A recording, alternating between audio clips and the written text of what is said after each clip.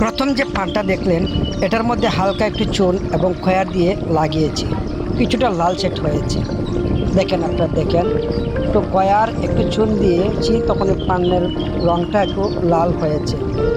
এই যে দেখছেন লাল হয়েছে। ঠিক কিছুক্ষণ পরে দেখেন এই যে পানের রঙটা কেমন হয়েছে, একেবারে কালো, চিকচিক চিকচিক কালো হয়ে গেছে।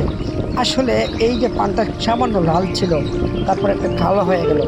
দেখেন একটু ভেবে যে এইখানে যদি এটা কালো হয়ে থাকে, এটা ভিতরে গিয়ে যদি না জানি কতটুকু কালো হয়, এটা নিয়ে আমি ভাবতেছি।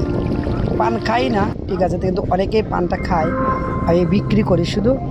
আমি অবাক হয়ে যাই তখন দেখে এগুলা, যে এতটুকু কালো হয়ে গেছে, এটার ভিতরে সবগুলা মিশ্রিত হওয়ার পরে যে কতটুকু কালো হবে এবং কতটুকু ক্ষতি করে মানুষের হৃদয়ে, এটা বুঝে ওঠার দায়।